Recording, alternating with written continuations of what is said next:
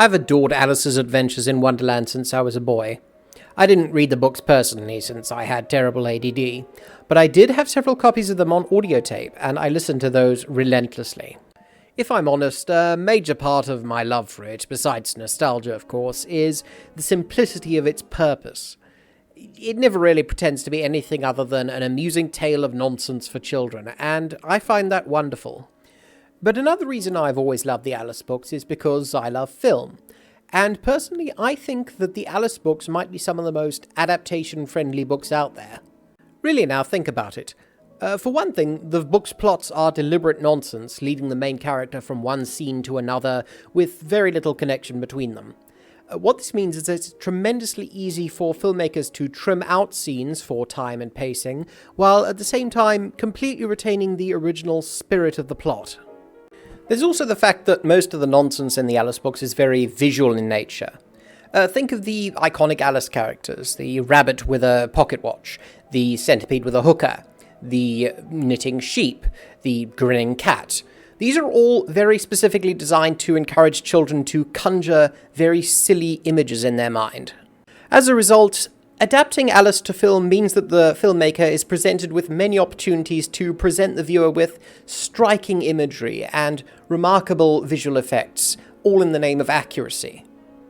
In my opinion, the result of this is that almost every adaptation of Alice has, in its own way, been quite remarkable and unique, each one offering a particular spin on some wonderful material. Well, most of them anyway. But in amidst these many better-known adaptations, there's one made for the BBC in 1966 that I personally consider to be one of the best out there. The film was directed by Sir Jonathan Miller, who'd risen to prominence about 5 years earlier through his role in Beyond the Fringe, a theatre review show also starring Alan Bennett, Peter Cook and Dudley Moore. Of course, Buffy, one thing you will notice about the Americans, God bless them, that's they're terribly naive about sex. In what way? Exactly. Beyond the Fringe is now seen as largely responsible for the explosion of popularity in satirical comedy that occurred in Britain in the 60s. This would open doors for groups like Monty Python, many of whose members would cite Beyond the Fringe as direct inspiration. After he left Beyond the Fringe, however, Miller's subsequent work was much more serious in tone.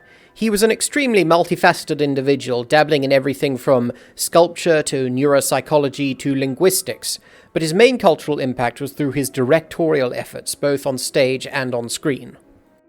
Alice in Wonderland was his first feature-length directorial effort for television, though he would subsequently move on to a great deal of other work for the BBC, mostly consisting of Shakespeare adaptations for the screen. But what is it that really sets this adaptation apart? Alice's Adventures in Wonderland is one of the most widely adapted books out there, and there have been countless other low-budget television adaptations like this one. Most of them have been largely forgotten. But in my opinion, Miller's Alice in Wonderland is made fresh and unique, even all these years later, by its very singular tone.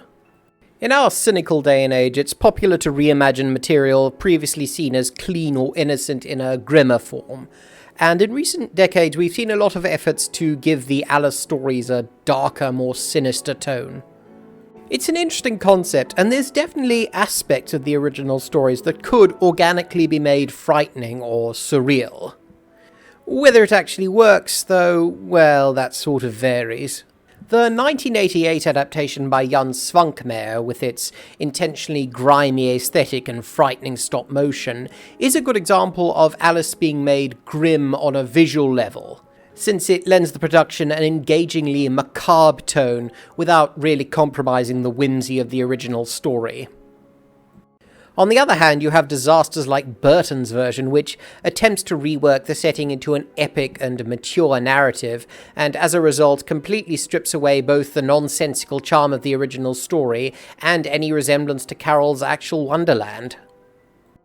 But that's a rant for another time. The point is that what really separates Miller's Alice in Wonderland is that, while it might be called a darker spin on the original story, it's dark in a very unique, understated way that, crucially, is very true to the spirit of the original story. The first thing you're likely to notice about Miller's Alice in Wonderland is that all the anthropomorphic characters, the birds, the animals, the playing cards, have been replaced by stiff-necked ladies and gentlemen in Victorian clothing.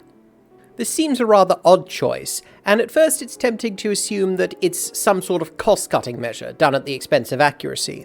However, as quickly becomes clear, this is in fact a very careful decision on Millar's part, and it's what helps this adaptation really tap into one of the major themes of Carroll's book. But we'll come to that later. The next thing you're likely to notice about the film is its tone, specifically how strangely sombre it seems to be. It's very understated, of course, and it's never as blatantly grim or dark as other more obviously subversive adaptations have chosen to be. Nonetheless, there's very little about the atmosphere of this film that could be called typical to an Alice adaptation, especially not at the time. In technical terms, the movie follows the text very closely, but plays all the events out in a very slow, deliberate, plodding, and humourless manner. Long pauses hang between the dialogue, and the camera has a strange tendency to linger on landscape shots or on particular set pieces. The overall effect is somewhere between meditative and haunting, and needless to say, neither of those are words one would typically use to describe a movie about Alice in Wonderland. But it's the acting that really defines the film's tone. "We're all mad here" is probably one of the most widely quoted lines from Alice in Wonderland, but in this adaptation we really do get the sense that every denizen of Wonderland is genuinely unhinged. Beginning with an M, such as mousetrap, money, memory, and muchness. I bet you never saw anything like the drawing of a muchness. Not unhinged in the silly, over-the-top way we're used to from Alice movies, by the way, but in that disquietingly understated way that feels just a bit too real. Much of the dialogue is taken directly from the books, but to see it delivered by these stiff upper-lipped men and women with their serious demeanours makes it feel less like quaint silliness and more like the ramblings of lunatics. There is some fun to be had with the cast, mind you. Leo McKern in drag as the Duchess is quite delightful, but overall, the performances feel very subdued and, in an understated way, quite frightening. Millar said of his decision to cast all the characters as humans that he was tapping into what he felt was a major theme of the book, the baffling world of adults as seen from the perspective of a child. As he put it, once you take the animal heads off, you begin to see what it's all about. A small child surrounded by hurrying, worried people, thinking, is that what being grown up is like? This intended effort comes across wonderfully, and, at least in my opinion, viewing the film under the assumption that it represents a child's view of adults does make the strange people of Wonderland feel just a little bit more familiar. That being said, though, this version of Alice also doesn't feel much like a child, having been drastically altered herself. Played by Anne-Marie Malek in her only film role, she's several years older than the character of Carroll's books and is nothing like the wide-eyed, curious lass we're used to. Aloof throughout the whole film, she seems constantly in her own head, always staring off into the middle distance, delivering all her lines in a low monotone, and murmuring all her personal introspections to herself in a raspy whisper. She's got long ringlets. My hair doesn't go in ringlets at all. And I'm sure I can't be Mabel, because I know all sorts of things, and she knows nothing. The film also makes the curious decision to give all of the Cheshire Cat's lines to Alice, giving us the sense that her dialogue with him has become her own indecisiveness plaguing her along the way.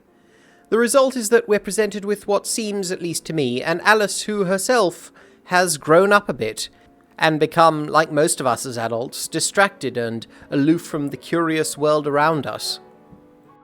And of course, one has to mention the soundtrack. The music for the film is written by Ravi Shankar, a composer and sitar player who is largely credited with helping bring classical Indian music to the Western world.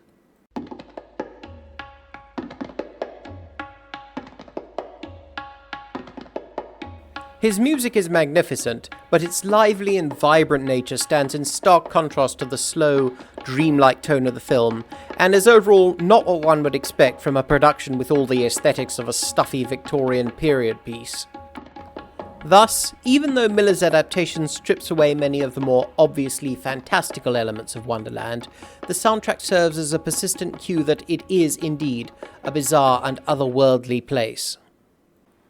Millar's Alice in Wonderland is definitely an esoteric piece of work. Truth be told, if you don't have much of a personal attachment to the Alice stories, there might not be much in it for you. It'll probably mostly feel like a very slow, very disjointed period piece. But if, like me, you have a lifelong appreciation for Carroll's enchanting books, Millar's adaptation will offer you a perspective on them that you're unlikely to get from any other Alice-based material. For those of us who consider Alice to be an inextricable part of our childhood nostalgia, seeing it played out in such a strangely cold and workmanlike manner is sobering, but also oddly refreshing. It becomes almost an anti-Alice, deconstructing both the stories and our fond memories of them, forcing us to confront the fact that something we find charming and nostalgic within a certain context immediately becomes strange and discomforting once that context is slightly altered. Thank you very much for watching. If you like the video, please consider liking and subscribing. I'll hopefully be doing more stuff like this and a great deal of different stuff in the near future.